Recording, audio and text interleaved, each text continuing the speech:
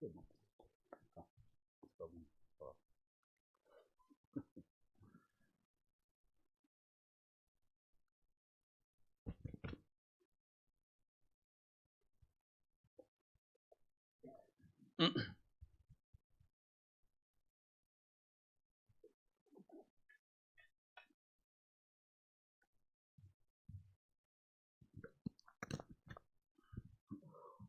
الحمد لله والصلاة والسلام على رسول الله وعلى آله وصحبه ومن والاه وما بعد.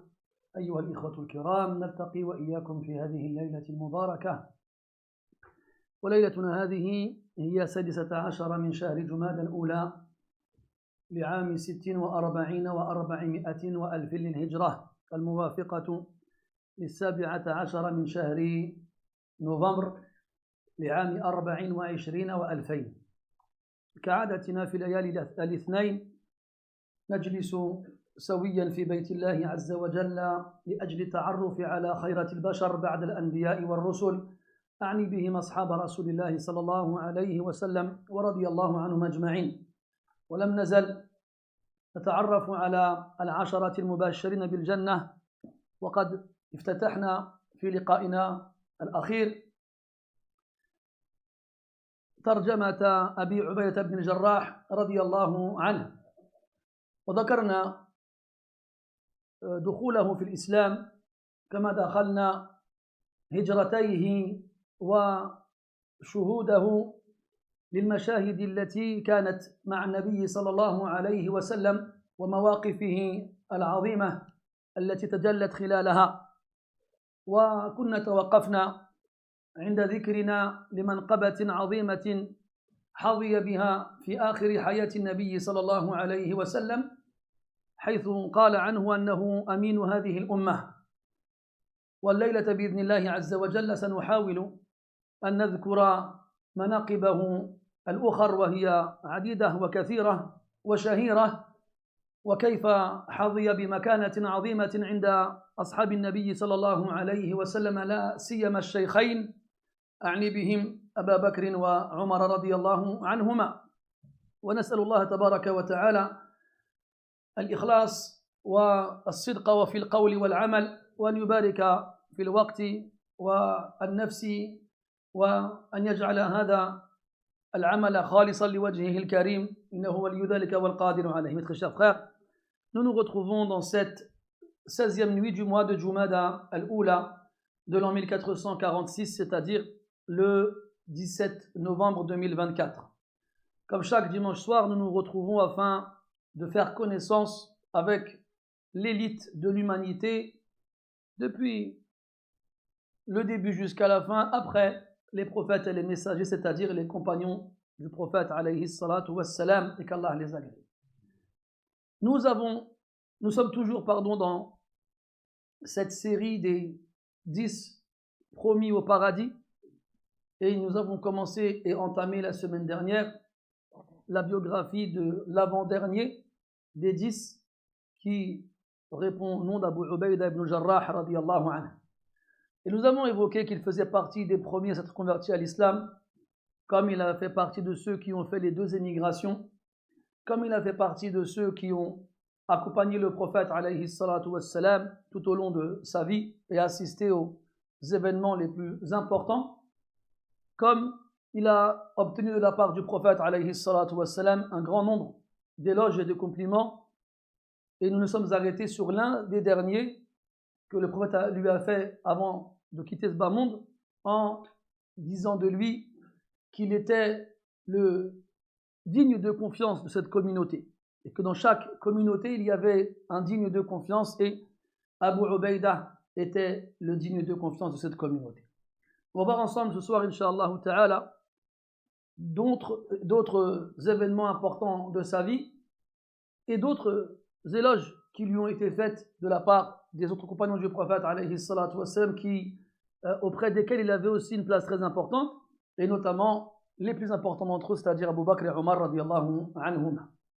En demandant à Allah tabaraka wa ta'ala de nous accorder la pureté de l'intention, ainsi que de faire que cette action lui soit entièrement et totalement dévouée et consacrée, tout comme nous lui demandons de nous en de nous permettre d'en tirer profit et d'en faire un argument pour nous et non contre nous le jour où nous le rencontrerons. سنقرأ بعض الأحاديث التي وقفنا عليها والتي جاء فيها مناقب أبي عبيدة رضي الله عنه.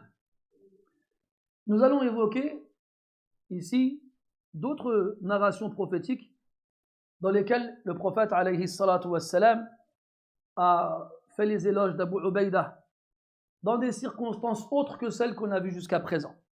Car on essaye de suivre une chronologie et on a dit qu'on s'était arrêté la semaine dernière sur le dernier événement avant la mort du prophète alayhi salatu wassalam. Mais il y a d'autres textes, on va dire, qui ne sont pas liés à des événements précis, dans lesquels le prophète alayhi salatu wassalam a montré la place de choix qu'occupait Abu Ubaïda radiyallahu anhu près de lui. Et parmi ces textes-là, il y a des textes que vous connaissez tous, que vous avez déjà entendus, et d'autres qui sont un peu moins connus.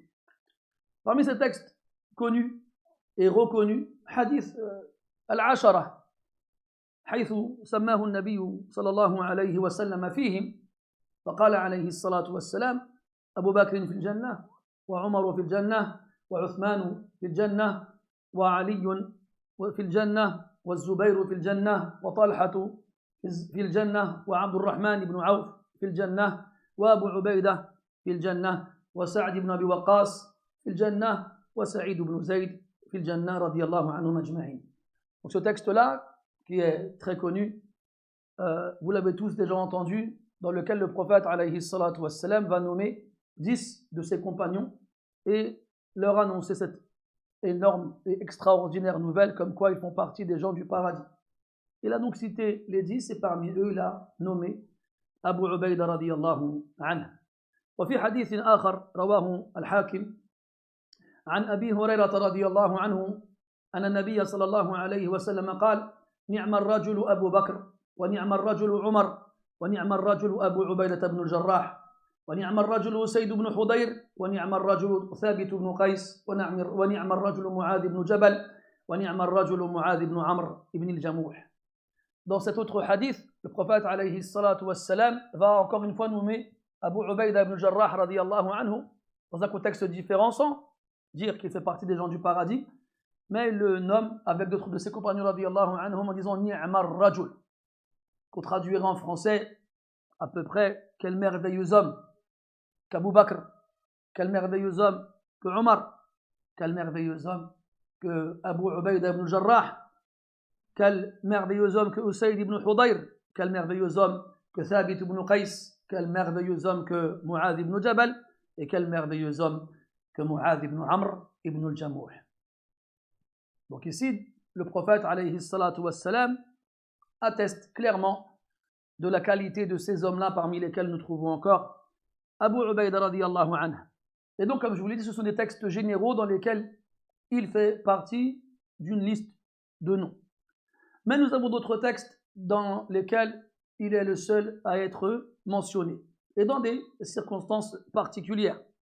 مثلا هذا الحديث الذي رواه الطبراني عن أبي أمامة رضي الله عنه أنه قال بين رسول الله صلى الله عليه وسلم ومعه أبو بكر وعمر وأبو عبيدة بن الجراح وأبو عبيدة بن الجراح رضي الله عنهم في نفر من أصحابه إذ أتي بقدح فيه شراب فناوله رسول الله صلى الله عليه وسلم أبا عبيدة فقال أبو عبيدة أنت أولى به يا نبي الله فقال عليه الصلاة والسلام خذ فأخذ أبو عبيدة القدح ثم قال له قبل أن يشرب خذ يا نبي الله فقال النبي صلى الله عليه وسلم اشرب فإن البركة في أكابرنا فمن لم يرحم صغيرنا ويجل كبيرنا فليس منا.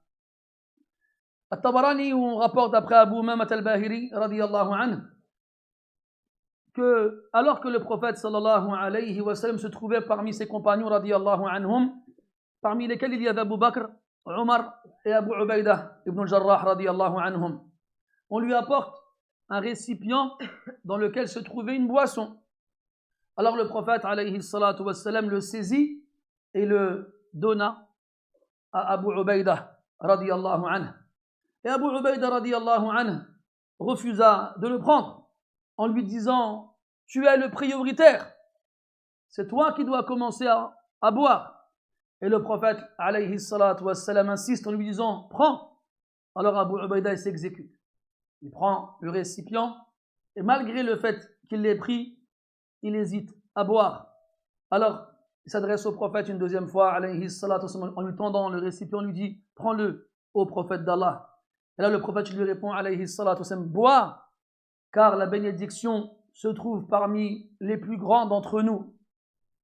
Celui qui ne fait pas miséricorde aux plus petits parmi nous et ne montre pas de respect envers les plus grands d'entre nous ne fait pas partie des nôtres. Question, سؤال: هل كان أبو عبيدة أكبر سنا من النبي صلى الله عليه وسلم؟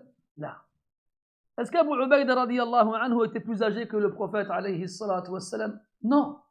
Alors pourquoi il lui dit: Al-barakatu fi akabirina? La bénédiction se trouve parmi les plus grands d'entre nous. لأن الكبر يكون بالعمر ويكون بالقدر. Car la grandeur se détermine chez quelqu'un par rapport à son âge ou par rapport à sa valeur. Et Abu Ubaïda radiyallahu anhu était d'une grande valeur.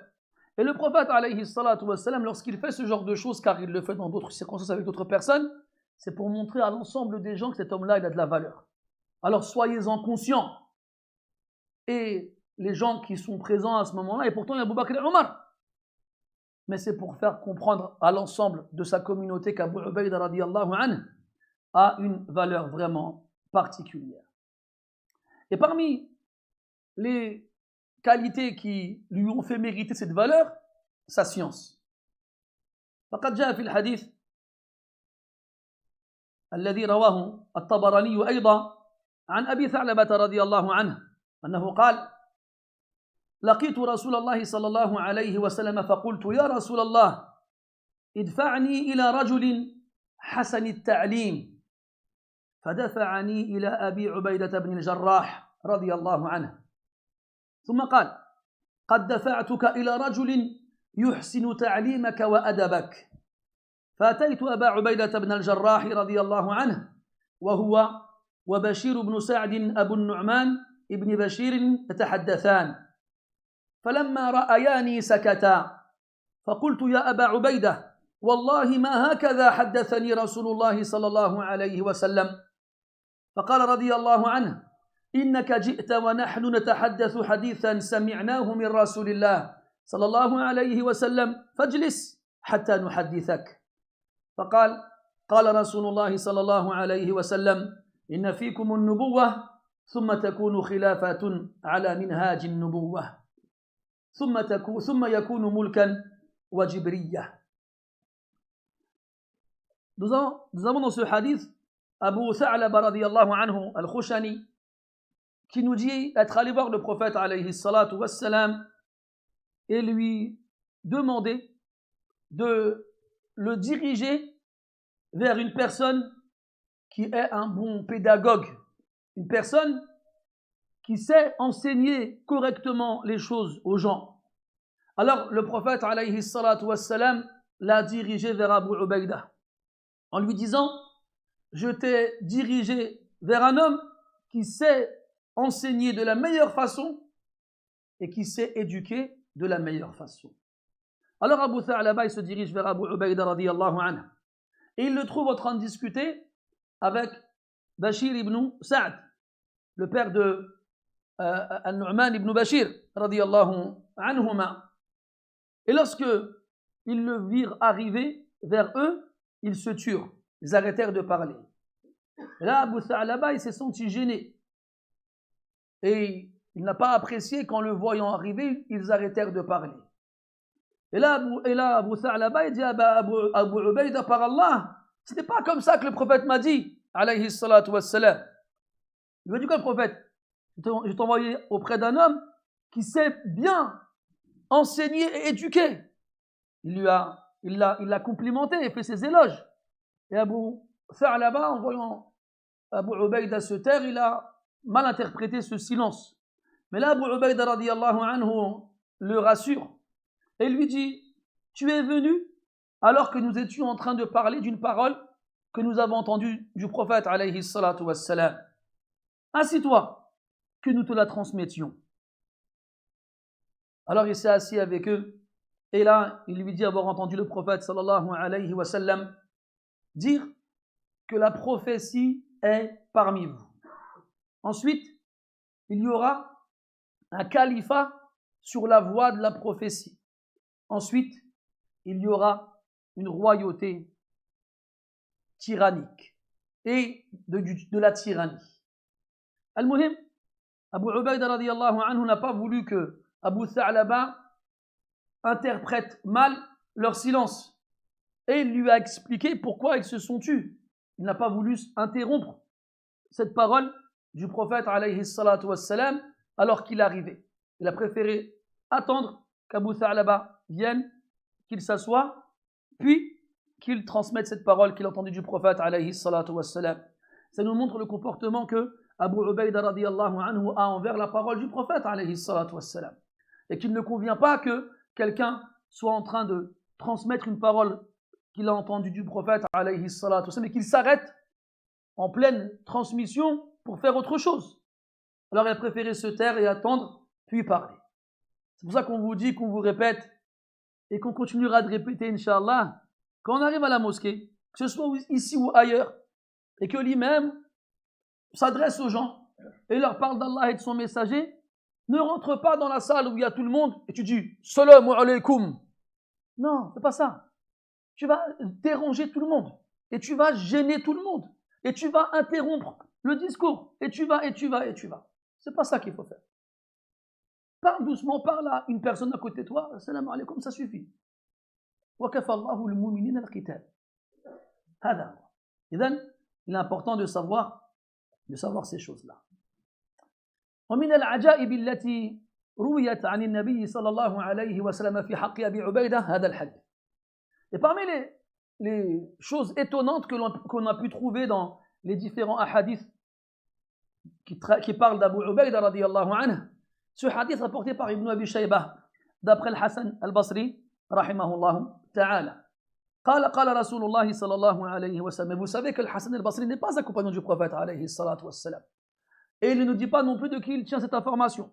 On peut donc considérer que ce hadith est mursal. Il manque un, voire plusieurs intermédiaires, ce qui nous poussera à le juger comme étant faible. Et c'est comme ça que les savants l'ont jugé. Mais comme il est particulier, on va quand même le citer.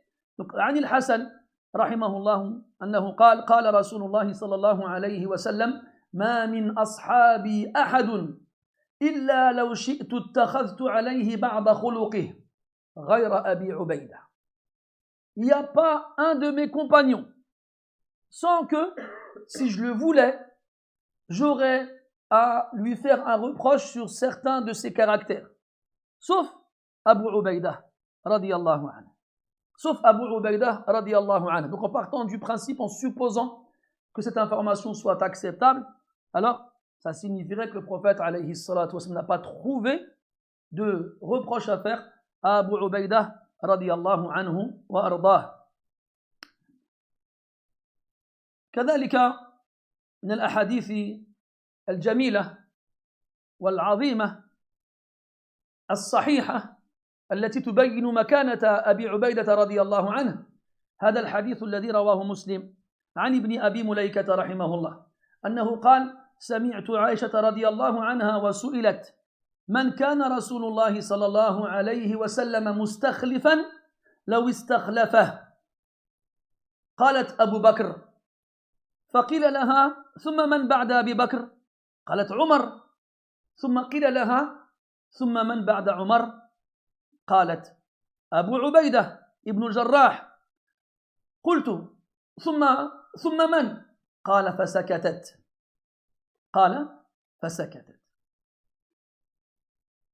Ibn Abi Mulaika rahimahullah ta'ala dit avoir entendu Aïcha radiyallahu anha être interrogée par quelqu'un qui le prophète aurait désigné comme successeur clairement et directement s'il l'avait fait. Si on lui avait demandé, Aïcha radiyallahu anha, elle répond Abu Bakr. Alors celui qui pose la question lui dit, et après Abu Bakr, ça aurait été qui? Aïcha lui répond Omar. Puis on lui demande, et après Omar, ça aurait été qui? Et Aïcha radiyallahu anha, elle répond Abu Ubaïda ibn Jarrah. Et on verra que Abu Ubaïda radiyallahu anhu, de par ses vertus et ses mérites, faisait partie de ceux qui méritaient d'être calife après le prophète alayhi salatu wassalam. Pas directement, mais dans ceux qui auraient pu l'être par la suite. Donc ici, Aïcha radiyallahu anha, qui est très bien placée pour répondre à ce genre de questions de par la connaissance qu'elle a du prophète alayhi salatu wassalam, nous dit que Abu Ubaïda radiyallahu anhu aurait été nommé par le prophète alayhi salatu wassalam comme successeur après Abu Bakr et Omar radiyallahu anhum ajma'in. وروى الترمذي عن عبد الله بن شقيق رحمه الله تعالى أنه قال قلت لعائشة رضي الله عنها أي أصحاب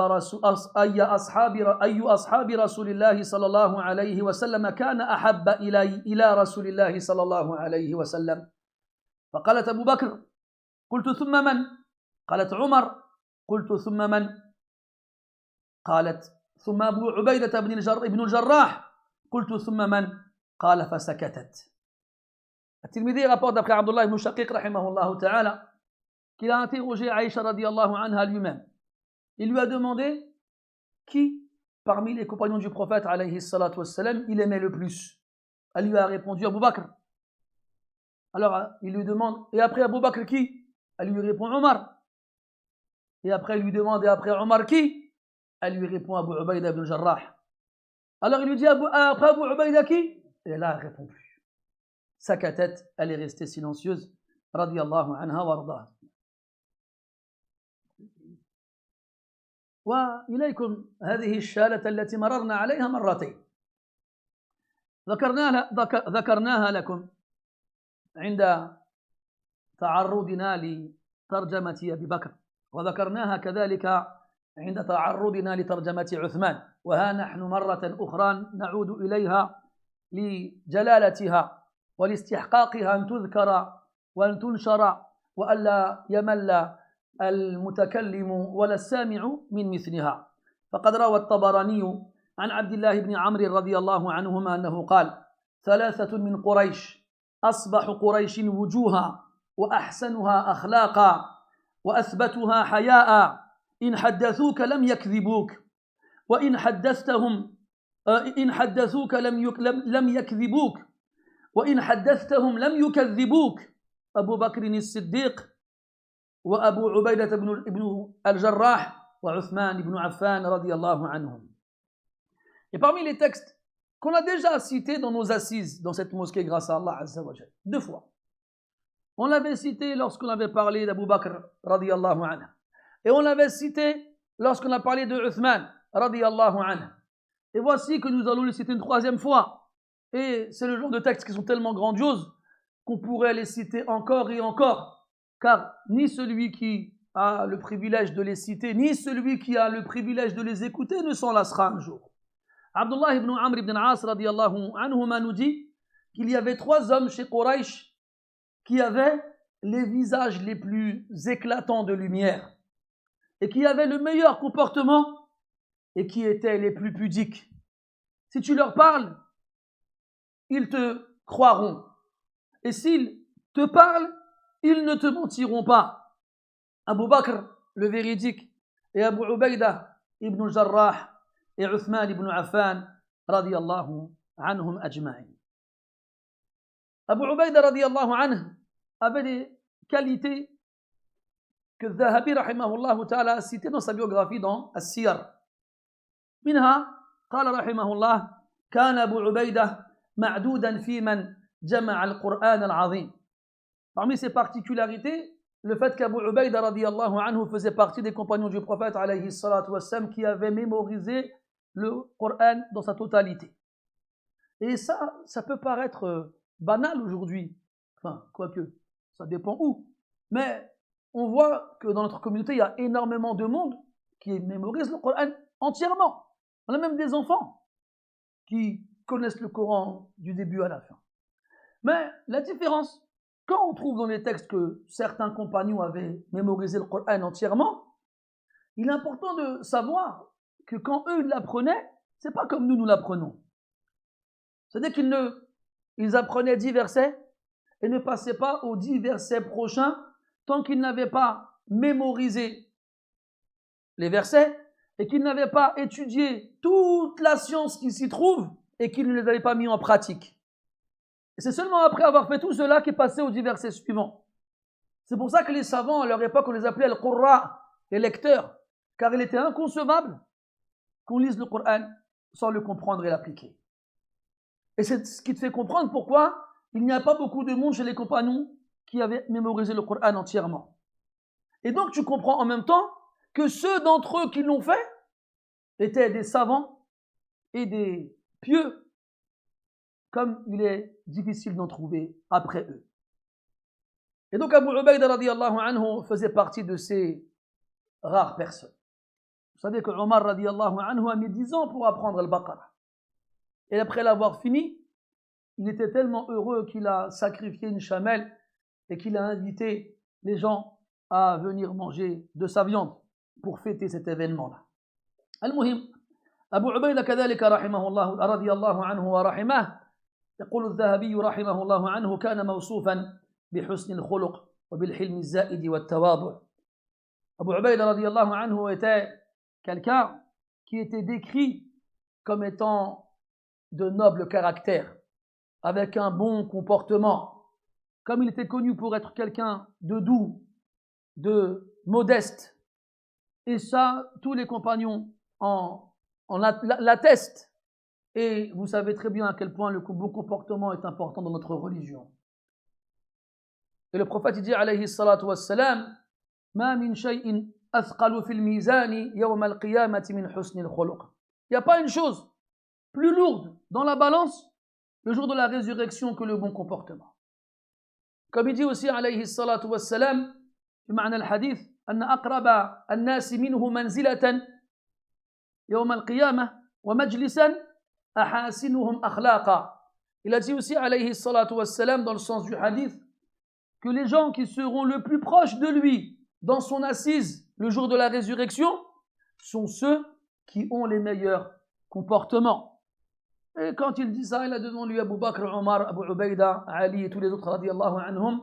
Et bien entendu, ce n'est pas tombé dans l'oreille d'un sourd. Et bien entendu, ils ont été les premiers à appliquer cela. On a dit que Abu Ubaïda radiyallahu anhu avait une place particulière auprès du prophète, comme vous l'avez entendu, alayhi salatu wassalam, mais pas que. Il en avait une aussi très particulière auprès d'Abu Bakr et Omar, comme je vous l'ai dit précédemment. Quand il meurt, alayhi salatu wassalam, et bien entendu, Abu Ubaïda fait partie de ceux dont le prophète est satisfait à sa mort, alayhi salatu wassalam.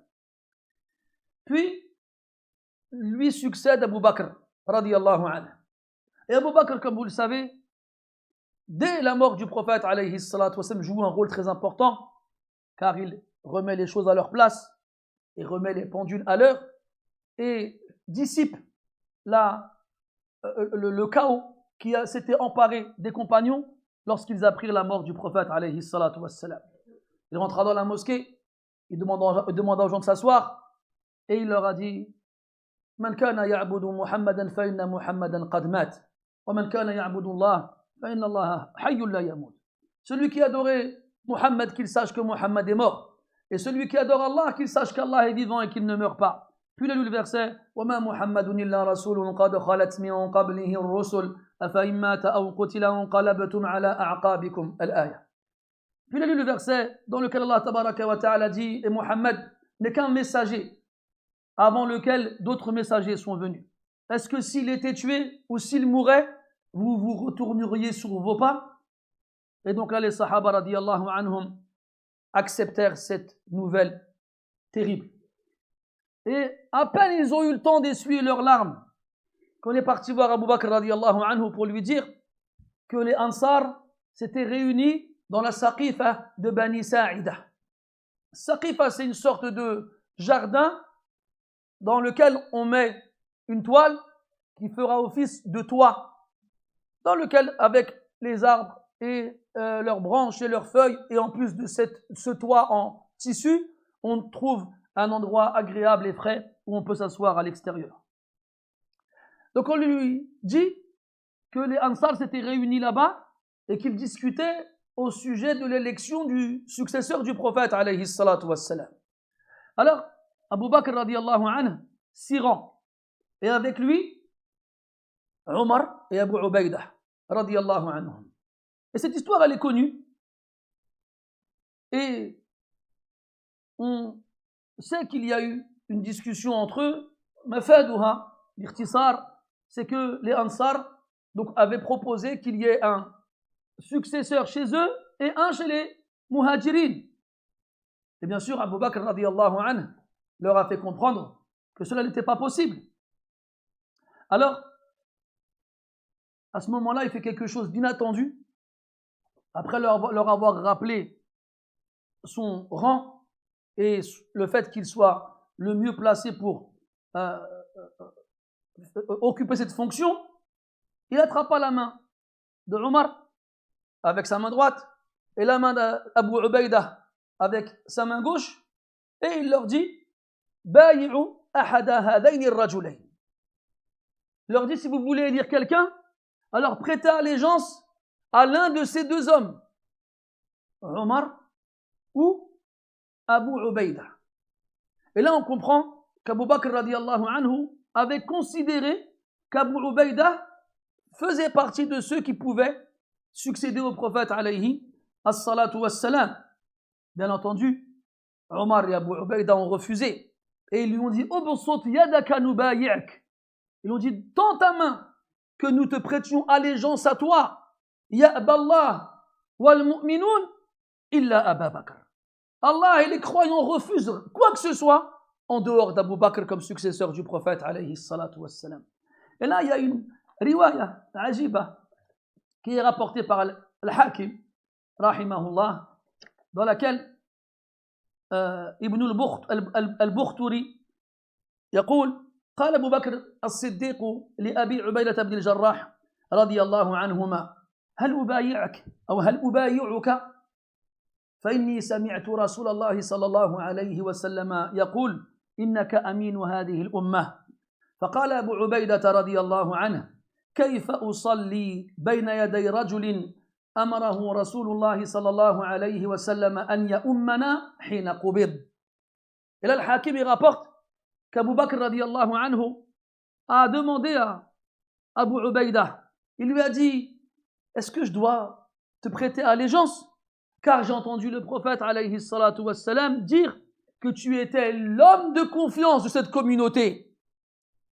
Et là Abu Ubaïdah dit non, jamais je ne pourrais prier devant un homme à qui le prophète alayhi salatu wassalam a ordonné de diriger la prière quand il est mort. Ya'rifu kullun minhuma fadla sahibi. Chacun d'entre eux il connaît le mérite de l'autre. C'est pas quelqu'un il a un mérite et il regarde les gens de haut. Non, il reconnaît le mérite des autres sans regarder le sien. هكذا كانوا رضي الله عنهم متواضعين بعضهم لبعض كما أمرهم بذلك ربهم سبحانه وتعالى إذ قال أذلة على المؤمنين وقال رحماء بينهم. C'est comme ça qu'ils étaient رضي الله عنهم les uns envers les autres. Comme Allah leur a demandé d'être humbles les uns envers les croyants et miséricordieux les uns envers les autres. فلما تولى أبو بكر الخلافة رضي الله عنه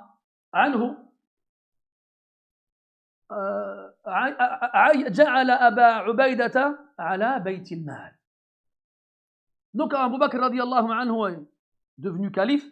Parmi ses premières décisions, c'est de confier à Abu Ubaïdah la gestion de la caisse des musulmans. Al-Dhahabi rahimahullah il dit بيت المال بين قوسين, la caisse de l'État, parce que le premier à l'avoir instauré, c'est Omar radiallahu anhu. Mais ce qu'on va comprendre de ça, c'est la gestion des biens qui arrivaient auprès d'Abu Bakr radiyallahu anhu warda. Et vous savez que Abu Bakr radiyallahu anhu durant son califat était vraiment débordé. Après la mort du prophète alayhi salatu wassalam, comme vous le savez, un grand nombre de musulmans ont apostasié, des musulmans qui s'étaient convertis à la fin de la vie du prophète alayhi salatu wassalam, et chez lesquels la foi ne s'était pas encore profondément ancrée. Alors, Abu Bakr radiyallahu anhu a dû donc partir en campagne les concernant. Kadalikum, il y a une partie des Arabes qui ont accepté de rester dans l'islam, mais qui ont refusé de payer la zakat. Alors une fois de plus, Abu Bakr radiyallahu anhu s'occupe d'eux. Puis, il y a des problèmes par rapport au Coran et par rapport au fait que de nombreux compagnons qui avaient mémorisé le Coran mouraient les uns après les autres. Alors il a fallu trouver une solution pour le conserver. Et c'est là qu'Abu Bakr radiyallahu anhu s'est occupé de la compilation du Coran. Et il y a aussi eu la bataille contre Musaylamatul Kadhab, le faux prophète, qui était une série de batailles dans laquelle de nombreux compagnons moururent, radiyallahu anhum.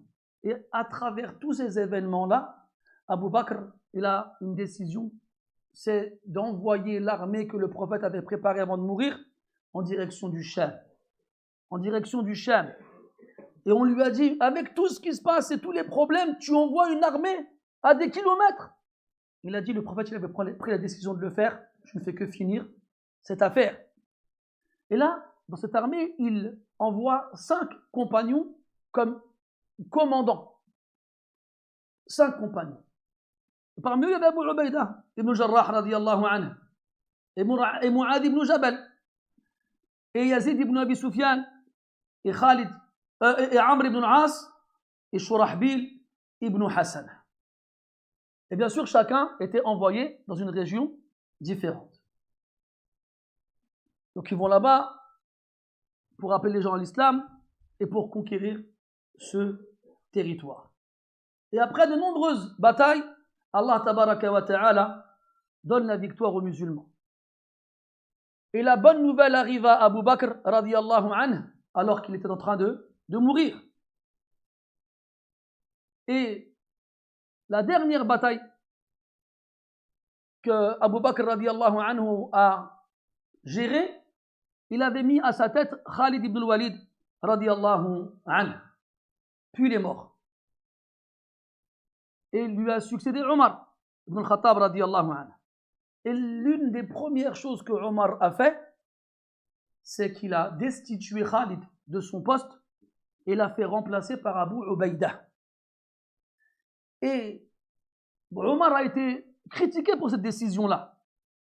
Car Khalid radiyallahu anhu était connu pour sa maîtrise des arts de la guerre.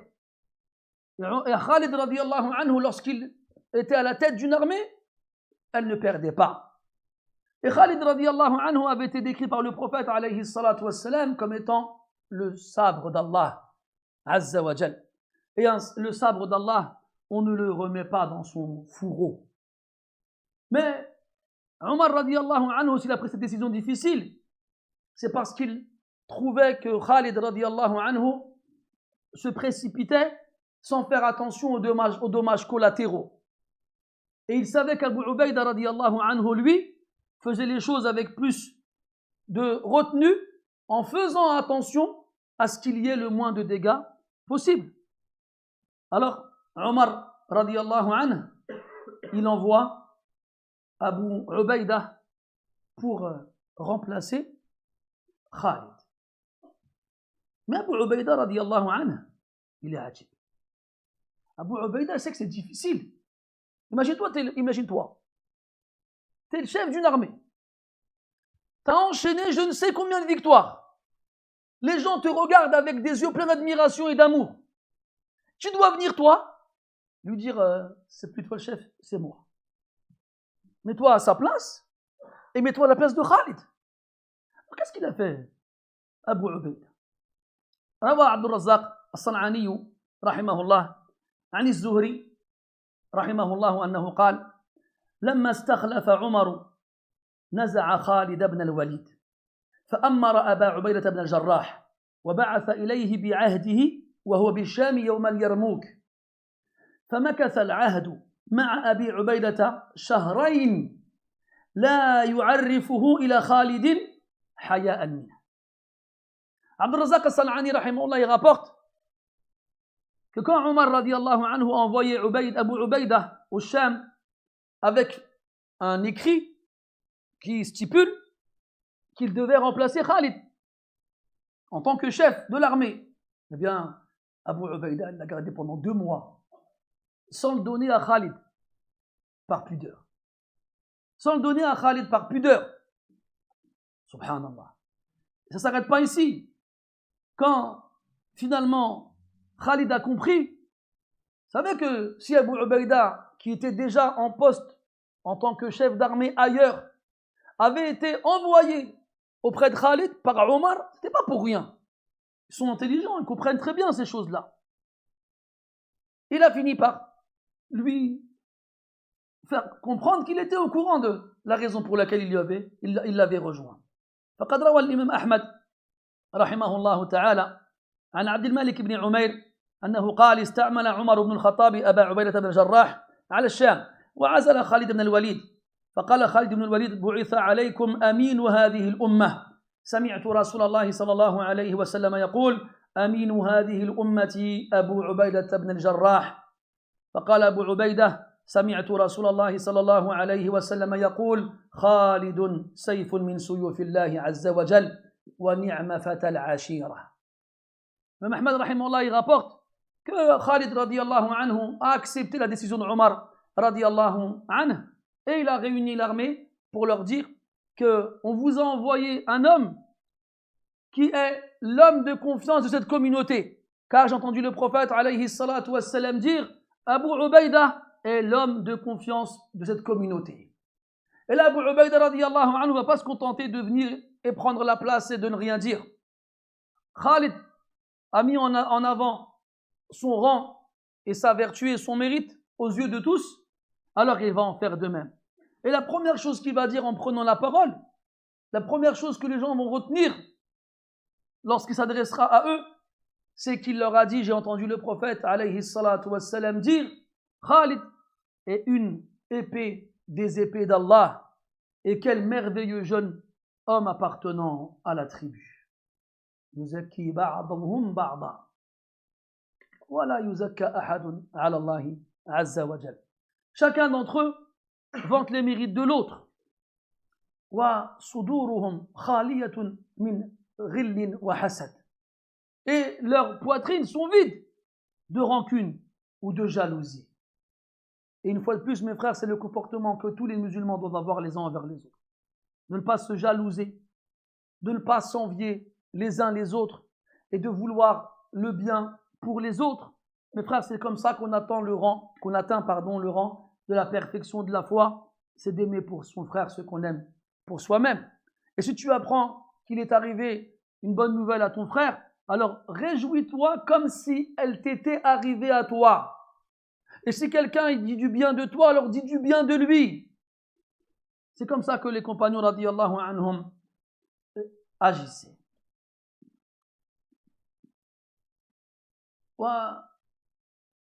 وتعلمون أن خلال خلافة عمر رضي الله عنه وقعت مجاعة شديدة حتى سمي عامها بعام الرمادة وسبق أن تحدثنا عن هذا العام.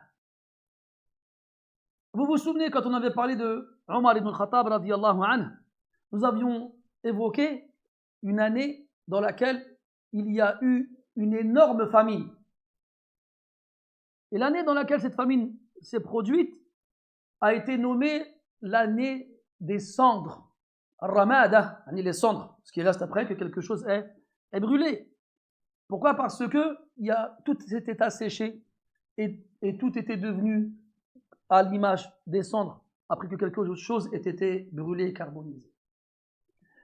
Et les habitants de Médine et des villes avoisinant Médine et sur une grande partie de l'Arabie, était touché par une famine intense, une famine immense. Alors, Omar radiallahu anhu envoya à Amr ibn al-As radiallahu anhu un courrier. Amr ibn al-As qui se trouvait en Égypte à ce moment-là. Et vous connaissez comment Omar radiallahu anhu exprime les choses. روى الطبراني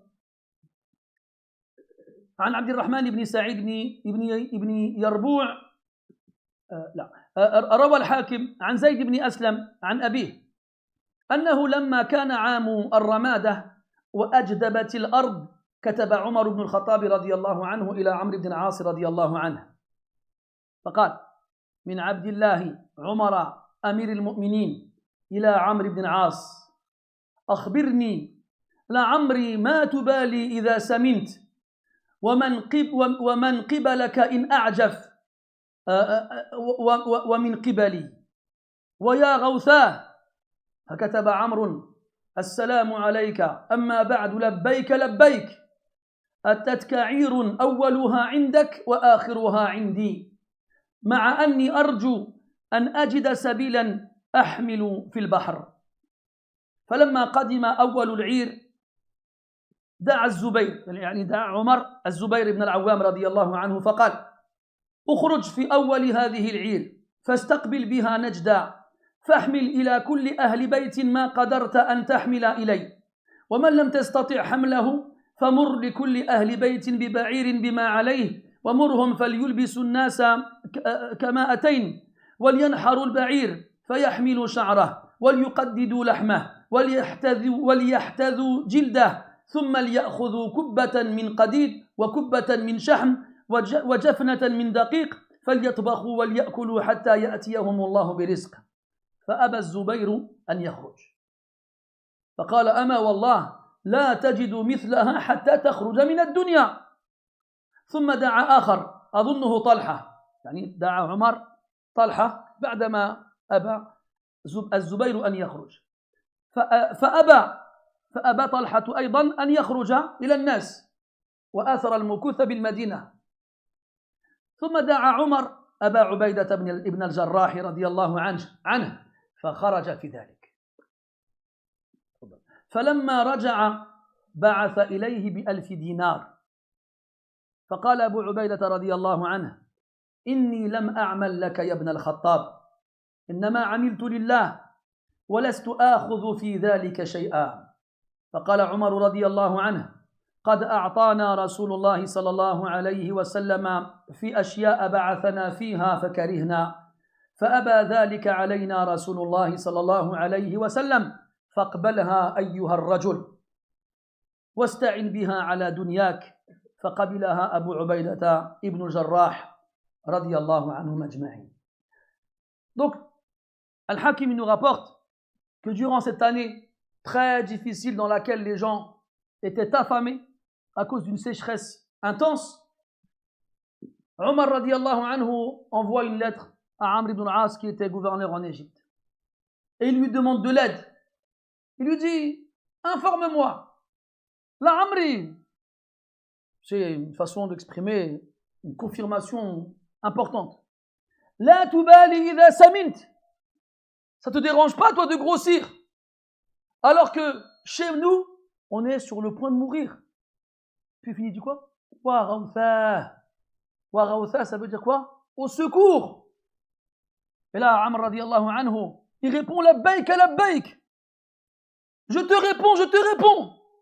Je vais t'envoyer une caravane dont la première tête sera chez toi et la dernière sera chez moi. Je viens à votre secours. Caravane avec de la nourriture et des provisions et tout ce dont les gens ont besoin. Et Amr il en profite pour demander à Omar s'il peut prendre la mer pour aller voir s'il n'y a pas une autre terre dans laquelle on peut répandre l'islam. Mais Omar radiallahu anhu, il a voulu envoyer personne dans la mer. C'est Uthman qui lui a permis de le faire. Al-Muhim, quand la caravane envoyée par Amr arrive à Médine, Omar radiallahu anhu, il appelle Az-Zubayr ibn Awam.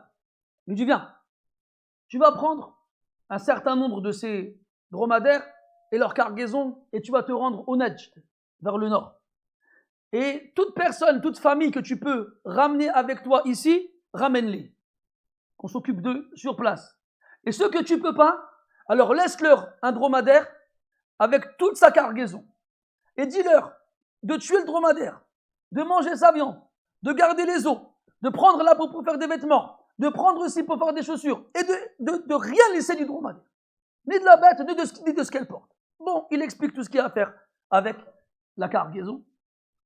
Et Az-Zubayr lui dit, moi je pars pas. C'est la famine.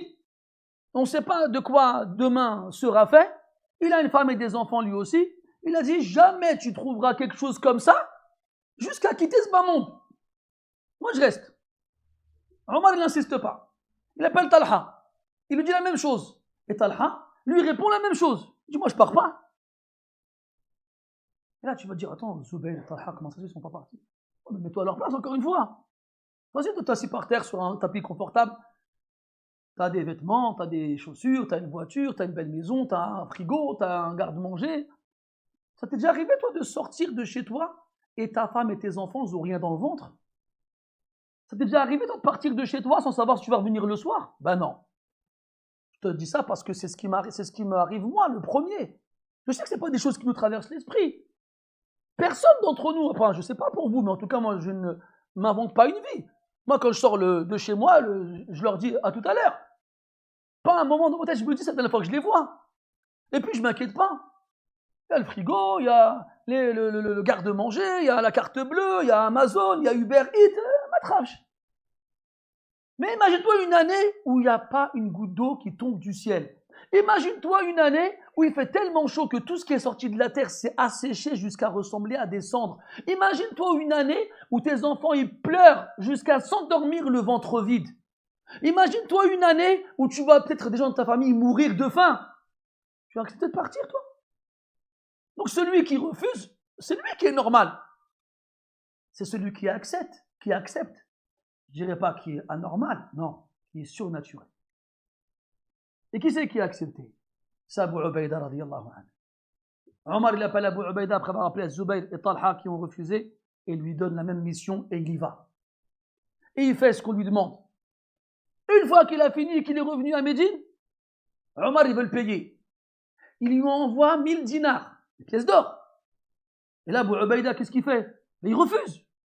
Il dit Ibn al-Khattab, j'ai pas fait ça pour toi moi. J'ai fait ça pour Allah, garde ton argent.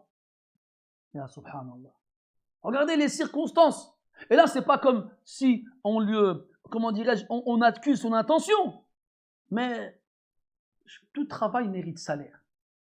ويقول النبي صلى الله عليه وسلم من صنع إليكم معروفا فكافئوه.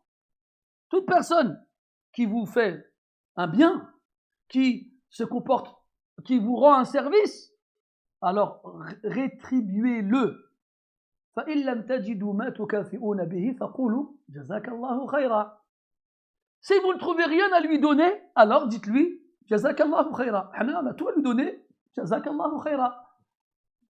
Et fissabillah, khoya, fissabillah. Donc Abu Ubaïda, il refuse un salaire.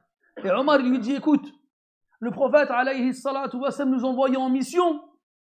Et quand on revenait, il nous donnait ce genre de choses. Et on refusait. Et il refusait qu'on refuse. Et il insistait jusqu'à ce qu'on prenne. Alors faisons autant. Prends cet argent. Et serre-t'en pour ta vie de tous les jours et pour ta famille. Et là, Abu Ubaïda radiyallahu anhu, il l'a accepté. Et Omar radiyallahu anhu, il pense à mettre Abu Ubaïda comme gouverneur au Sham. Mais Omar radiyallahu anhu, il a vu que Abu Ubaïda n'était pas intéressé par l'argent. Et il savait qu'il n'était pas intéressé par l'argent. Parce qu'il veut des hommes désintéressés.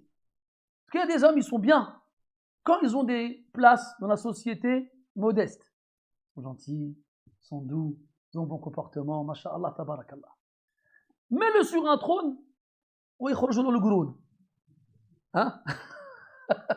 Même on aura ça remarqué. Mets-le sur un trône et tu verras pousser des cornes. Et il va se transformer. Il va se transformer. Et j'ai parlé il n'y a pas longtemps de ça d'un homme qui s'appelle Ubaydullah ibn Ziyad. qui était un gouverneur en Irak, à l'époque de Muawiyah. Et avant que Muawiyah nous le désigne comme gouverneur, il travaillait avec son père, le père de Ubayd ibn Ziyad, Ziyad ibn Abi. Et Ubaydullah ibn Ziyad, il était un homme pieux, yahfadhu al-Qur'an. Et Muawiyah a entendu parler de lui. Il a dit à son père, ramène-le, dis-lui de venir me voir. Je veux lui parler. Alors, Ubaydullah ibn Ziyad, il arrive, il est jeune, il a à peine 20 ans. Muawiyah, il lui demande, qu'est-ce que tu connais dans la poésie des Arabes? Et là, Ubaydullah, il lui répond, la shay, rien.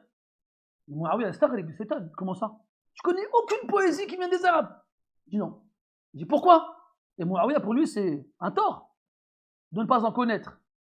Et là, il lui répond, Ubaydullah ibn Ziyad, حفظت كتاب الله فكرهت أن يجتمع في صدري مع كلام الرحمن كلام الشيطان. Il dit, j'ai appris le livre d'Allah, le Coran, et j'ai éprouvé de l'aversion à ce que dans ma poitrine se réunisse avec la parole d'Allah, la parole du diable. Je ne savais pas. Et Muawiyah dit, il y a quelque chose. Et là, Muawiyah l'envoie à Khurasan. Il l'envoie à Khurasan qui est en Iran actuellement. Et il en fait un gouverneur. Et ça se passe très bien. Puis, il le ramène en Irak, à Al-Basra. Et ça se passe très bien. Les gens s'en disent du bien. Puis Muawiyah, il meurt. Puis son fils Yazid, il lui succède. Et Yazid, il lui rajoute Al-Koufa avec Al-Basra. C'est quasiment l'Irak entièrement. Et là, il se transforme. Et vous savez comment il a fini? C'est lui qui a tué le Hussein ibn Ali, radiyallahu anhu. Al-Muhim, il s'est transformé. Ça, bien sûr, c'est les compagnons sur les brides, tout ça, radiyallahu anhum. Mais Omar, vous savez comment il ne laisse rien, comment dirais-je, au hasard. Et il fait attention au maximum de choisir les meilleures personnes pour ce genre de fonction. روى الطبراني عن عبد الرحمن بن سعيد بن يربوع عن مالك الدار أن عمر بن الخطاب رضي الله عنه أخذ 400 دينار فجعلها في سرة فقال للغلام اذهب بها إلى أبي عبيدة بن الجراح ثم تله ساعة يعني يختفي بعد لحظة ثم تله ساعة في البيت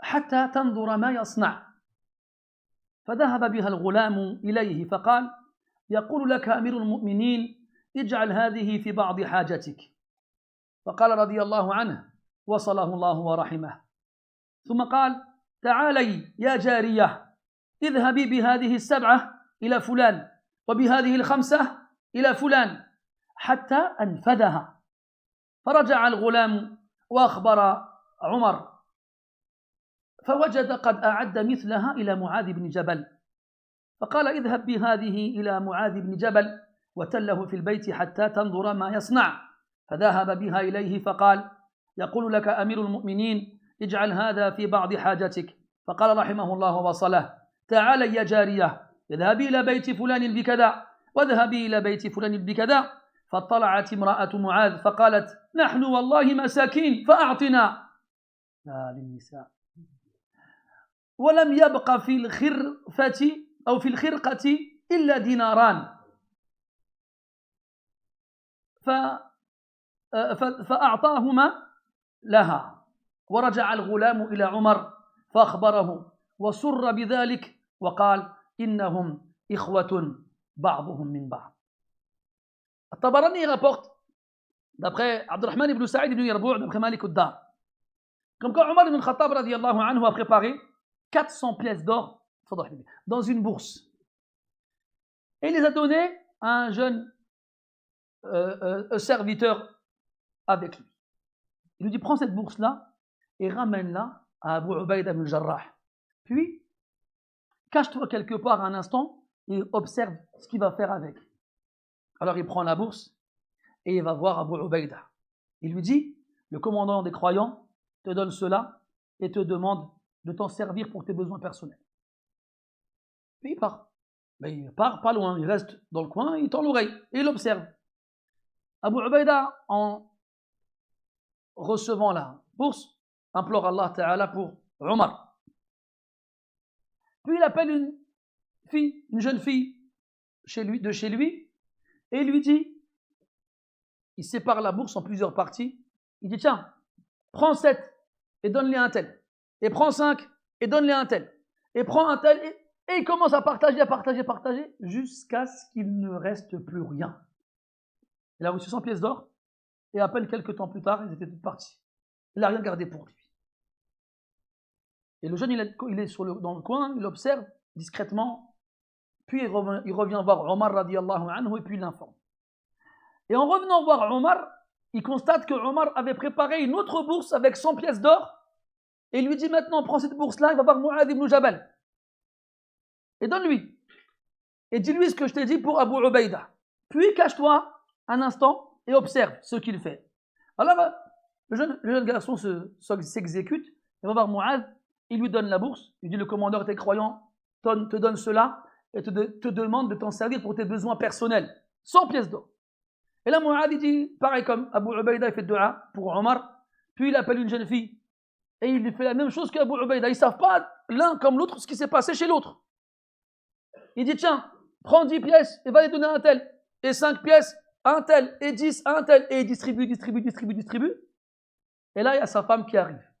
Elle dit, ah, oh, nous, on est pauvres. Donne-nous quelque chose. Et au moment où on lui dit ça, il restait que 2 pièces d'or dans la bourse. 98, elles sont parties en quelques instants. Et là, il la regarde et il lui donne. Et là, le jeune garçon qui observe la scène discrètement, il va voir Omar, radiyallahu anhu, il lui rapporte ce qui s'est passé. Là, Omar, il est aux anges. Il est réjoui d'apprendre cela. Et là, il dit quoi? Innahum ikhwah.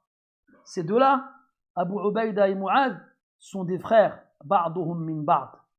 Ils appartiennent à la même famille.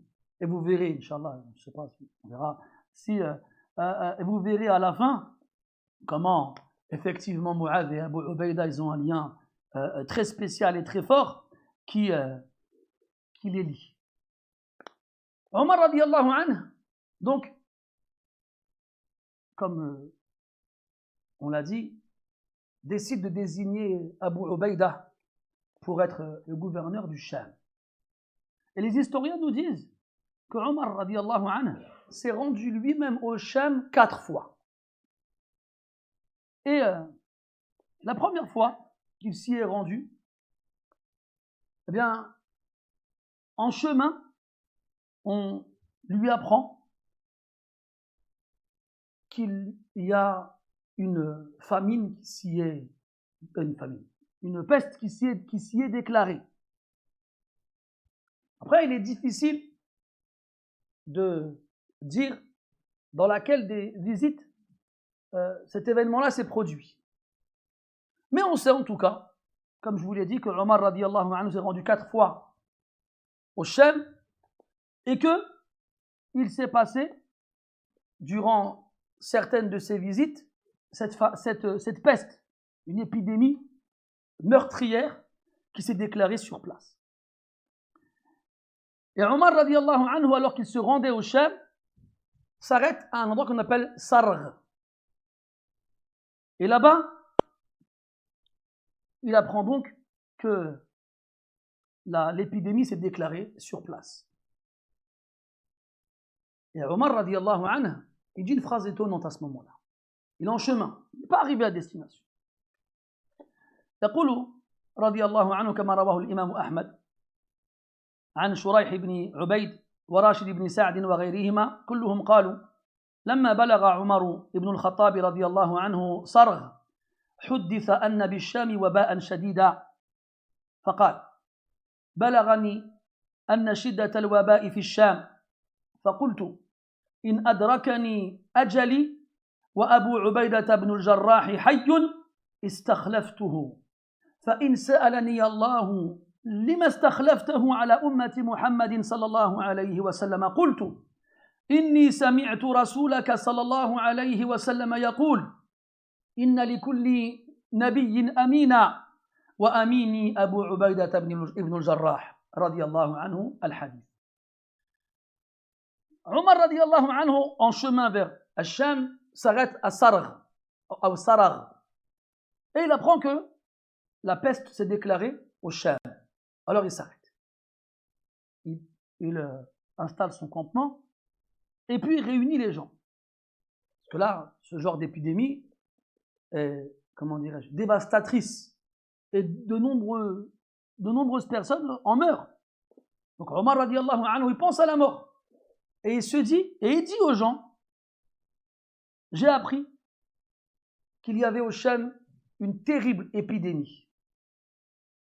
Et si jamais mon échéance arrive, c'est-à-dire que je meurs, et que Abu Ubaïda radiallahu anhu est vivant, c'est lui que je désignerai pour me succéder.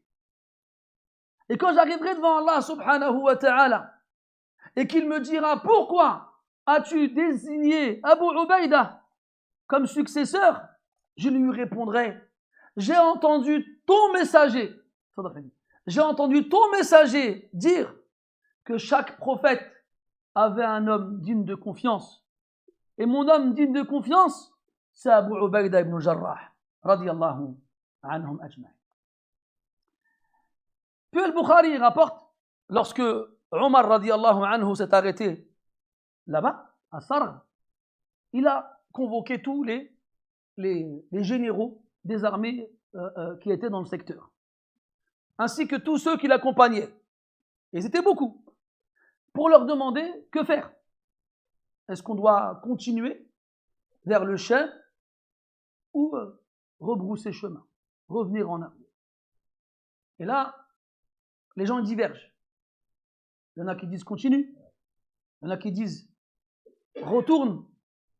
Puis à la fin, Omar radiallahu anhu décide de rentrer à Médine. Et Abu Ubaïda, il est là, avec lui. Et Abu Ubaïda radiallahu anhu lui dit une chose étrange.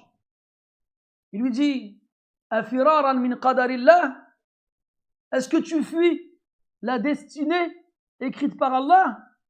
Et là, Omar radiallahu anhu lui répond aussi de façon inhabituelle, comme on connaît Omar radiallahu anhu et son franc-parler. Il lui dit, Law ghayruka qalaha ya Aba Ubaïda. Si seulement c'était quelqu'un d'autre que toi qui venait de dire ça. Et là, les ulama, ils ont deux interprétations de cette parole-là. Ils ont dit que Omar s'est étonné qu'un homme comme Abu Ubaïda, avec sa science et sa vertu et son mérite, lui dise une chose pareille. Et donc il lui dit, Law ghayruka qalaha ya Aba Ubaïda. Si seulement c'était quelqu'un d'autre que toi qui avait dit cela, ô Abu Ubaïda, là je te le fais avec le bon ton, pour que tu comprennes l'interprétation. Il y a d'autres, ils ont dit, et les deux avis sont évoqués par Ibn Hajar dans le Fath, il dit que at-taqdir law ghayruka qalaha la awja'tuhu wa addabtuhu. Il a dit non, c'est-à-dire oh, si c'était pas toi qui avais dit ça, Abu Ubaïda, entre guillemets, il aurait vu. Je lui aurais fait regretter cette parole et je l'aurais corrigé. Mais c'est Abu Ubaïda. Il ne peut pas lui dire ça. Il le respecte. Il sait c'est qui. Et oui, Abu Ubaïda, il a une place très, très, très particulière chez Omar radiyallahu anhu. Et il lui dit, Nafirru min qadarillah ila qadarillah. Oui, nous fuyons la destinée écrite par Allah vers la destinée écrite par Allah. Parce qu'on ne peut pas fuir la destinée écrite par Allah. طيب Omar est un Médine. Et il a peur pour Abu Ubaïda. Il a peur qu'il lui arrive quelque chose. Et il veut le garder avec lui. Alors il lui envoie une lettre. Il lui envoie une lettre et que je retrouve le hadith.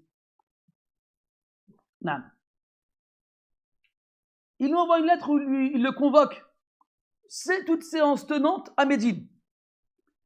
الحديث رواه الحاكم عن طارق بن شهاب قال أتانا كتاب عمر لما وقع الوباء بالشام فكتب عمر إلى أبي عبيدة أنه قد عرضت لي إليك حاجة لا غنى لي بك عنها فقال أبو عبيدة يرحم الله أمير المؤمنين يريد بقاء قوم ليسوا بباقين. قال ثم كتب إليه أبو عبيدة إني في جيش من جيوش المسلمين لست أرغب بنفسي عن الذي أصابهم. فلما قرأ الكتاب عمر استرجع، يعني قال إنا لله وإنا إليه راجعون. فقال الناس أمات أبو عبيدة؟ فقال عمر رضي الله عنه لا وإن كاد، لا وإن كاد، إلى آخر الحديث.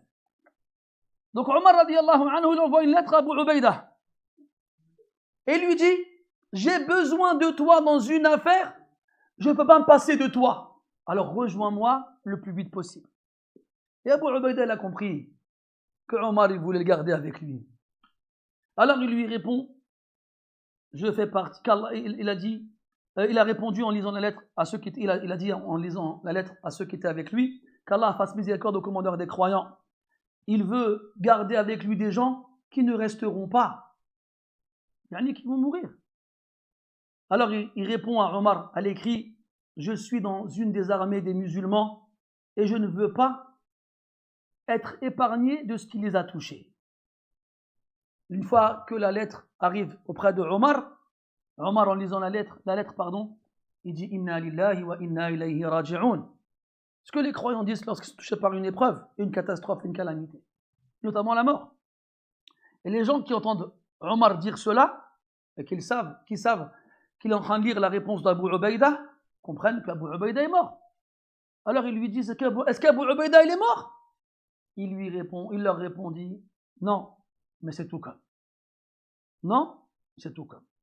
Omar il comprend radiallahu anhu qu'Abu Ubaïda ne quittera pas le Sham et qu'il y restera. Et comme je vous le disais tout à l'heure, il est difficile de situer chronologiquement les différents textes qu'on a.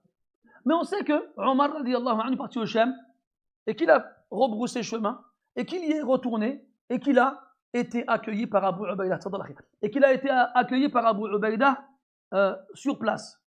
Est-ce que c'était après ça ou avant? La adl. Mais dans tous les cas, on sait que Omar radiallahu anhu s'est rendu au Sham et qu'il y a été accueilli par Abu Ubaïda radiallahu anhu. Et l'histoire du séjour que Omar a passé au Sham aux côtés d'Abu Ubaïda mérite le détour. Déjà, premièrement, quand il est arrivé, روى البيهقي عن تميم بن سلمة أنه قال لما قدم عمر رضي الله عنه الشام استقبله أبو عبيدة بن الجراح رضي الله عنه فقبل يده ثم خليا يبكيان. وفي رواية فصافحه وقبل يده وتنحيا يبكيان. Al-Bayhaqi rapporte que quand Omar est arrivé au Sham et qu'Abu Ubaïda radiyallahu anhu est venu l'accueillir, Omar radiyallahu anhu lui a pris la main pour la serrer, puis il l'a embrassé, puis ils se sont isolés tous les deux et se mirent à pleurer. Et là, Omar radiyallahu anhu, il demande à Abu Ubaïda de lui faire une visite.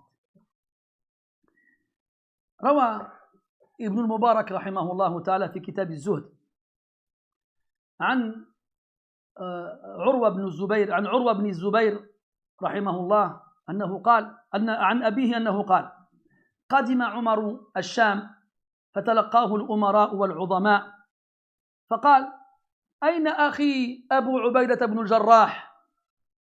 قالوا يأتيك الآن. قال فجاء على ناقة مخطومة بحبل فسلم عليه ثم قال للناس انصرفوا عنا، فسار معه حتى أتى منزله فنزل عليه فلم ير في بيته إلا سيفه وترسه ورحله، فقال له عمر لو اتخذت متاعا أو قال شيئا، فقال أبو عبيدة يا أمير المؤمنين إن هذا سيبلغنا المقيل. Omar radiallahu anhu, une fois arrivé au Sham, il se fait accueillir par les gens importants locaux. Et Omar il demande après Abu Ubaïda. Et lui dire, il arrive. Et là, Abu Ubaïda, il arrive sur une chamelle vieille, qui ne coûte pas, qui n'a pas énormément de valeur, et qui est tirée par une corde qu'on lui a accrochée dans les naseaux. Une fois arrivé, Omar radiallahu anhu demande aux gens de les laisser. Et il demande à Abu Ubaïda radiallahu anhu de le ramener chez lui. Donc là, je vous ai lu la version d'Ibn Mubarak. Abu Daoud, il en a une autre, avec des détails différents. Quand Omar a demandé à Abu Ubaïda de le ramener chez lui, Abu Ubaïda a compris ce qu'il voulait. Il a dit, وَمَا تَصْنَعُ عِنْدِي مَا تُرِيدُ إِلَّا أَن تَعْصِرَ عَيْنَيْكَ عَلَيْهِ. قال عمر لا بد. فدخل فلم يرى شيئا. قال أين متاعك؟ لا أرى إلا لبدا وصحفة وشنة وأنت أمير أعندك طعام؟ فقام أبو عبيدة إلى جونة فأخذ منها كسيرات فبكى عمر. فقال له أبو عبيدة قد قلت لك إنك ستعصر عينيك علي يا أمير المؤمنين يكفيك ما يبلغك المقيل.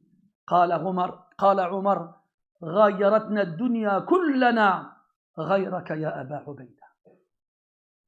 Donc Omar il demande à Abu Ubaïda de le ramener chez lui. Et Abu Ubaïda il dit, qu'est-ce que tu veux faire chez moi? T'as rien à faire chez moi. Je sais ce que tu veux. Tout ce que tu veux, c'est essorer tes yeux sur moi. Hein, quand tu essores les yeux, qu'est-ce qu'il en sort? Des larmes. Omar lui dit, t'as pas le choix. Je veux voir, il y a quoi chez toi? Je veux nous, Omar. Il a désigné Abu Ubaïda, c'est lui le gouverneur. Il veut voir si cette fonction, cette place, elle a eu un impact sur lui. Est-ce que, en étant arrivé à ce degré de la société, il va être tenté par ce bas monde? Alors Abu Ubaïda le ramène chez lui. Omar y rentre. Il ne trouve rien. Dans une version, il trouve juste son épée, un bouclier et son équipement, la selle qu'il met sur sa monture lorsqu'il la prend. Et dans l'autre, il arrive, il trouve un coussin, il trouve une assiette et il trouve une gourde. C'est tout. Omar il regarde, il dit, t'as pas de nourriture? Et Abu Ubaïda il dit si. Il se lève et il y avait un petit sac suspendu quelque part dans lequel il y avait des petits morceaux de pain. Tu vois. Et là, Omar radiallahu anhu, il ne peut pas retenir ses larmes. Il se met à pleurer. Et là, Abu Ubaïda lui dit, tu vois, je t'avais dit que tu voulais essorer tes yeux sur moi. Et là, Omar radiallahu anhu, et là, Abu Ubaïda lui dit, j'ai ce qui me suffit pour arriver à destination. J'ai ce qu'il me suffit pour arriver à destination. Un peu de pain, un coussin, un équipement pour ma monture. Pourquoi avoir plus? Là, Omar radiallahu anhu, il dit, ce bas monde nous a tous changés, sauf toi. Et là, il dit, nous. De qui il parle? Des Sahaba radiallahu anhum. Pourtant, on a vu comment Omar il a vécu. On a vu comment Abdurrahman et Saad et les autres, ils ont vécu. Et même si ils étaient des gouverneurs et qu'ils étaient aisés, qu'ils avaient de l'argent et qu'ils donnaient tout, fi sabilillah, ils avaient tous peur de cette dunya. Et Abu Ubaïda radiallahu anhu, cette dunya n'a eu aucun impact sur lui. Absolument aucun. Et Omar radiallahu anhu, s'il a pleuré, Allahu a'lam, ce que c'était des larmes de joie, des larmes de soulagement, des larmes de compassion. Mabillah alaykoum mes frères. Si Omar ou Abu Ubaïda ou d'autres, voyez dans quel luxe nous vivons aujourd'hui. Je pense qu'on peut affirmer qu'ils pleureraient aussi, mais sûrement pas pour les mêmes raisons. Wa inna lillahi wa inna ilayhi raji'un. قال رضي الله عنه عن أبي عبيدة غيرتنا الدنيا كلنا إلا أبا عبيدة. ونحن هل نستطيع أن نقول أن الدنيا غيرتنا؟ هل تركت فينا أحدا من غير تغيير؟ Omar, il a dit à Abu Ubaïda radiallahu anhu, ce bas monde nous a tous changés, sauf toi.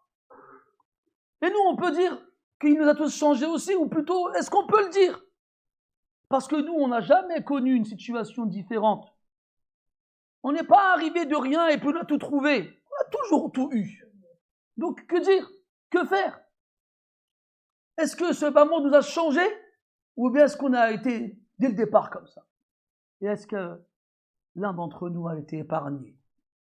Est-ce que l'un d'entre nous a été épargné? طيب في رواية أخرى لا ثم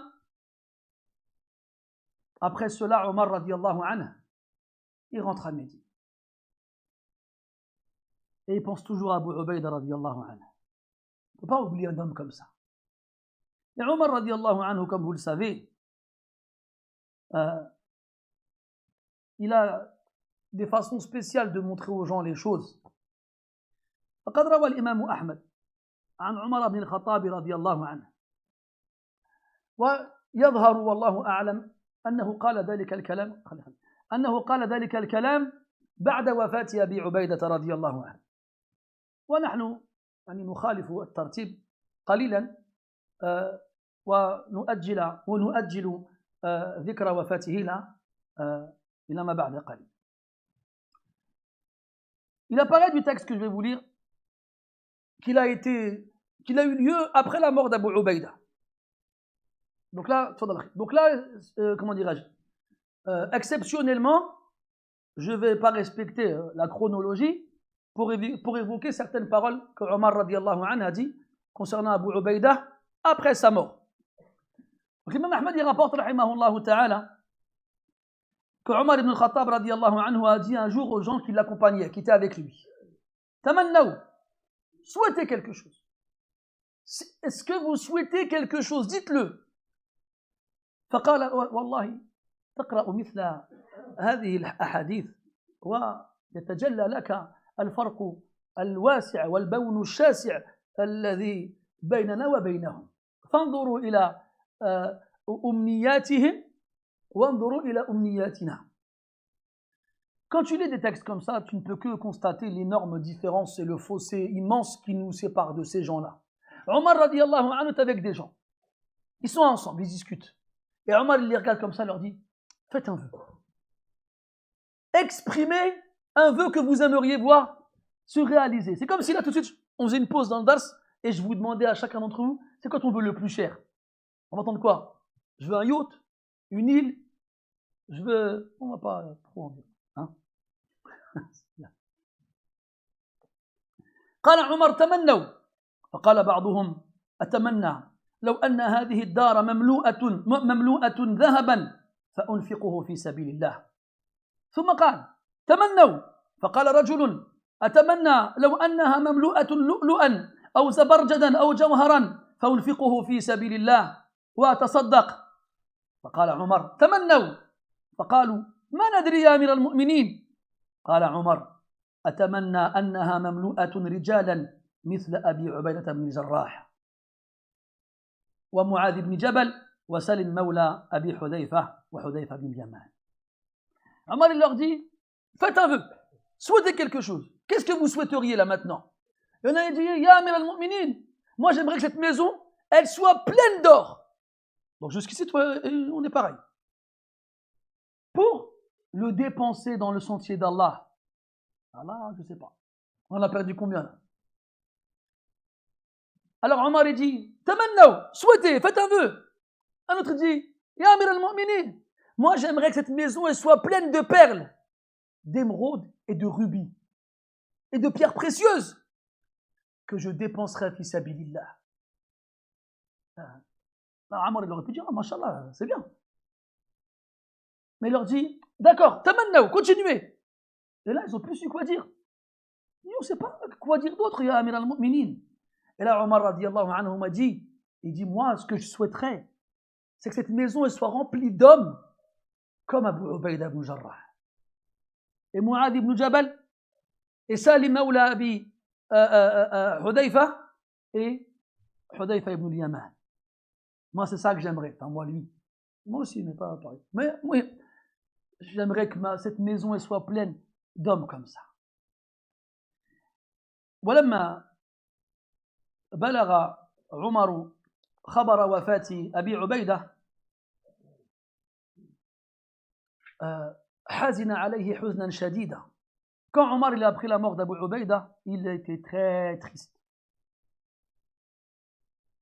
روى الإمام الحاكم عن محمد ابن عمر الواقدي عن شيوخه أنهم قالوا فلما نعي إلى عمر أبو عبيدة أكثر الاسترجاع والترحم عليه وقال لا يسد مسدك أحد.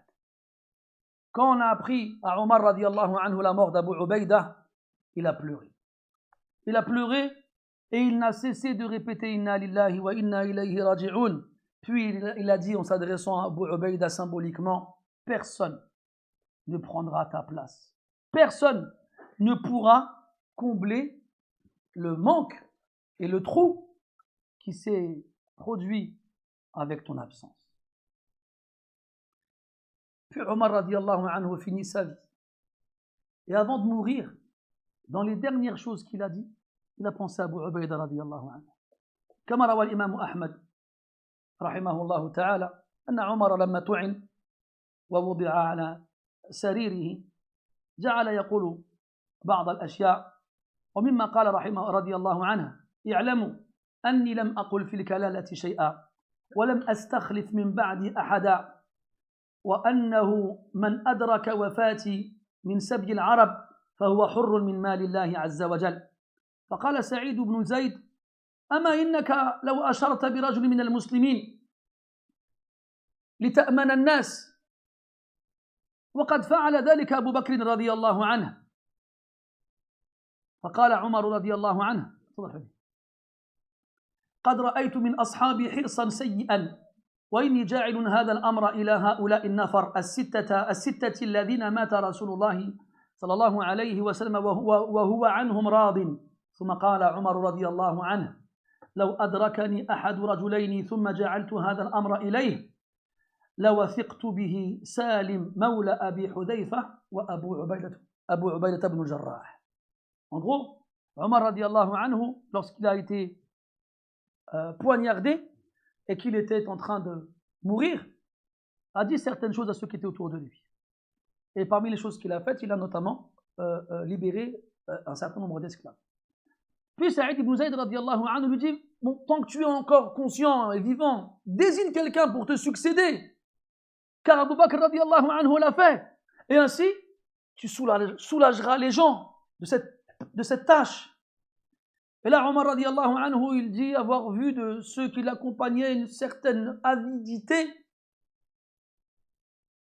malsaine vis-à-vis de cette place. Alors, il a préféré laisser les 6 compagnons qui faisaient partie de la consultation de Omar et de sa concertation se mettre d'accord pour en désigner un après lui. Après, il a dit s'il y avait parmi vous 2 de ces hommes-là, j'aurais désigné l'un d'entre eux.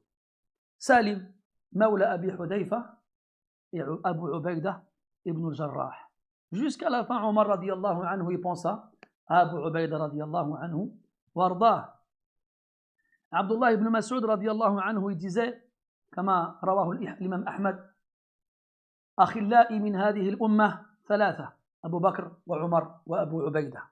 Abdullah ibn Mas'ud radiallahu anhu, il disait mes amis les plus proches et les plus intimes dans cette communauté sont au nombre de 3 Abu Bakr, Omar et Abu Ubaïda. وروى البخاري في تاريخه وابن سعد عن زيد بن أسلم عن أبيه أنه قال بلغني أن معاذا سمع رجلا يقول لو كان خالد بن الوليد ما كان بالناس دوك وذلك في حصر أبي عبيدة. فقال معاذ فإلى أبي عبيدة تضطر المعجزة لا أبا لك والله إنه لخير من بقي على الأرض. وفي رواية ذكرها وفي رواية ابن سعد أن بعض أهل الشام استعجز أبا عبيدة أيام حصار دمشق ورجح خالد بن الوليد فغضب معاذ وقال أبي عبيدة يظن والله إنه لمن خيرة من يمشي على الأرض. Donc, je vous passe les détails, mais alors que Abu Ubaïda était en Syrie, à Damas, il y a eu un blocus. La ville a été encerclée par l'ennemi. Et c'est resté un certain temps. Et les gens qui étaient sur place ont commencé à douter d'Abu Ubaïda en tant que chef. Et ils se sont dit qu'avec Khalid, ça ne se serait pas passé comme ça. Et Mu'adh ibn Jabal, radiallahu anhu, a entendu ça, il s'est mis en colère. Il a dit, est-ce que c'est d'Abu Ubaïda qu'on parle? Est-ce que c'est d'Abu Ubaïda qu'on a ce genre d'opinion, de soupçons et de méfiance et de mauvaises opinions? Il dit, Wallah, il fait partie des meilleurs de ceux qui marchent sur terre. Puis il a dit, est-ce que c'est concernant Abu Ubaïda qu'on désespère de voir un miracle? Non. Des gens comme Abu Ubaïda, radiyallahu anhu, c'est avec ces gens-là qu'on doit attendre les miracles. Et rapidement, car il ne reste plus que quelques minutes, Abu Ubaïda, radiyallahu anhu, quand la peste s'est déclarée à la fin de sa vie, là où il se trouvait, eh bien, il a réuni les gens et il s'est adressé à eux. Et il leur a dit, أيها الناس إن هذا الوجع رحمة ربكم ودعوة نبيكم وموت الصالحين قبلكم وإن عبيدة يسأل الله أن يقسم له منه حظه قال فطعنا فمات رحمه الله. Quand la peste s'est déclarée à grande échelle de façon à ce que plus personne ne pouvait quitter la région, il a réuni les gens et il leur a fait un discours. Il leur a dit, oh vous les gens, cette épidémie est la miséricorde de votre Seigneur à votre égard. Et c'est la réponse de la demande de votre prophète. Et c'est aussi ainsi que les pieux et les vertueux mouraient auparavant. Pourquoi une miséricorde? Et la réponse de l'appel du prophète, c'est parce que ceux qui meurent de cette épidémie-là, ils meurent martyrs. Et le prophète, il a voulu demander à Allah que de nombreuses personnes de sa communauté meurent martyrs. Puis après, Abu Ubaïda radiyallahu anhu demande à Allah de lui donner sa part de cette épidémie-là. Et fi'lan, Abu Ubaïda radiyallahu anhu, il va tomber malade. Et il va attraper cette maladie-là. Et quand Mu'adh radiyallahu anhu, quand la première partie de son corps qui a été touchée, c'était comme une sorte de bouton de verrue dans un de ses doigts. Et quand Abu Ubaïda a vu ça dans son doigt, comment il a réagi? يقول فخرجت بأبي عبيدة في خنصره بثرة فجعل ينظر إليها فقيل له إنها ليست بشيء فقال أرجو أن يبارك الله فيها فإنه إذا بارك في القليل كان كثيرا. Lorsqu'il a été touché dans un de ses doigts, il s'est mis à le regarder et les gens ont pensé qu'il s'inquiétait et qu'il avait peur. Alors ils ont voulu le rassurer. Ils ont dit c'est pas grave, ça va passer, c'est pas important, ça va partir. C'est petit. Et lui, qu'est-ce qu'il leur répond? J'espère qu'Allah y mettra sa bénédiction. Car quand Allah y met sa bénédiction dans quelque chose de petit, ça devient grand. Et quand Mu'adh il a appris que Abu Ubaïda a été touché, ils lui ont envoyé Al-Harith ibn Amira pour lui demander comment il allait. Et quand Al-Harith ibn Amira arrive auprès d'Abu Ubaïda, Abu Ubaïda il lui montre ce qu'il vient de sortir dans sa main. فَتَكَابَرَ شَأْنُهَا فِي نَفْسِ الْحَارِث. Le Harith qui a été envoyé par Mu'adh, il a vu ça, il a eu peur. Là il s'est dit c'est chaud, il va mourir.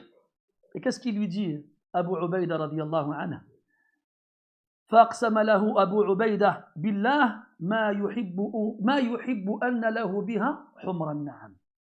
Et là Abu Ubaïda radiyallahu anhu, en le voyant effrayé, il lui jure par Allah qu'il n'aimerait pas avoir à sa place, à la place de cette petite race, les chamelles rousses, les biens qui ont le plus de valeur aux yeux des Arabes. Et Abu Ubaïda radiyallahu anhu, comme il sent que la fin elle est proche, il veut aller prier à Baytul Maqdis. Il veut aller prier à Jérusalem.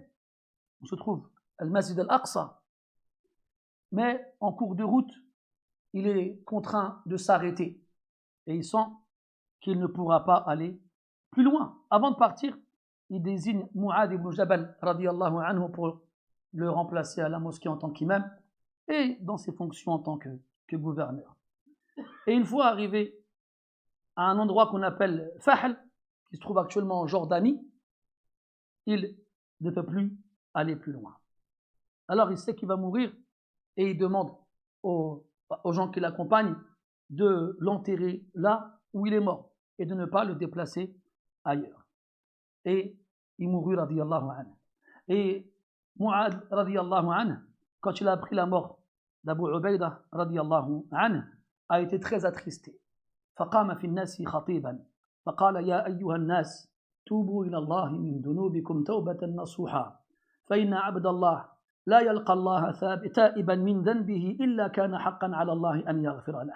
ثم قال إنكم أيها الناس قد فجعتم برجل والله ما أزعم أني رأيت من عباد الله عبدا قط أقل غمزا ولا أبر صدرا ولا أبعد غائلة ولا أشد حبا للعاقبة ولا أنصح للعامة منه فترحموا عليه رحمه الله ثم اسحروا للصلاة عليه يعني اخرجوا إلى الصحراء فوالله لا يلي عليكم مثله أبدا. فاجتمع الناس وأخرج أبو عبيدة وتقدم معاذ فصلى عليه حتى إذا أتى به قبره دخل قبره معاذ بن جبل وعمرو بن العاص والضحاك بن قيس فلما وضعوه في لحده وخرجوا فشنوا عليه التراب فقال معاذ بن جبل يا أبا عبيدة لأثنين عليك ولا أقول باطلا أخاف أن يلحقني بها من الله مقت أو أن يلحقني بها من الله مقت كنت والله ما علمت من الذاكرين الله كثيرا ومن الذين يمشون على الأرض هونا وإذا خاطبهم الجاهلون قالوا سلاما ومن الذين إذا أنفقوا لم يسرفوا ولم يقتروا وكان بين ذلك قواما وكنت والله من المخبتين المتواضعين الذين يرحمون اليتيم والمسكين ويبغضون الخائنين المتكبرين. Mu'adh radiyallahu anhu, quand il a appris la mort d'Abu Ubaïda, il s'est adressé aux gens en leur disant repentez-vous à Allah d'un repentir sincère, car il n'y a pas un esclave d'Allah qui rencontre Allah en s'étant repenti de ses péchés sans que ce ne soit un devoir pour Allah de lui pardonner. Puis il leur a dit vous les gens, vous avez été touchés par cette mauvaise nouvelle qui est la perte d'un homme par Allah. Je n'exagère pas en disant que je n'ai jamais vu un homme avec une poitrine plus pure et dans laquelle il n'y a absolument aucune rancune et aucun mauvais sentiment à l'égard de personne. Je n'ai jamais vu quelqu'un qui aimait une mort pure comme lui l'aimait. Je n'ai jamais vu quelqu'un d'aussi franc envers quelqu'un que lui ne l'était. Demandez à Allah Ta'ala de lui faire miséricorde. Puis ils sont partis là où il est mort pour prier sur lui et pour l'enterrer. Et là, Mu'adh il dit aux gens jamais vous aurez un gouverneur comme lui après lui. Après l'avoir enterré une dernière fois, Mu'adh il s'adresse à Abu Ubaïda. Il dit Wallahi, je vais faire tes éloges sans exagérer de façon à arriver devant Allah et qu'il soit en colère parce que je n'ai trop dit à ton égard ou des choses qui n'étaient pas réelles.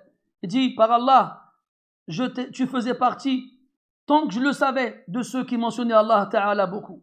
Et tu faisais partie de ceux qui marchaient sur terre humblement et modestement et qui, lorsqu'ils étaient agressés par les ignorants, leur répondaient par la paix. Tu faisais partie de ceux qui, lorsqu'ils dépensaient, n'exagéraient pas, ne faisaient pas preuve d'avarice et étaient dans le juste milieu. Et tu faisais partie des sincères modestes, ceux qui étaient miséricordieux envers les orphelins et les pauvres, et ceux qui détestaient les traîtres et les orgueilleux.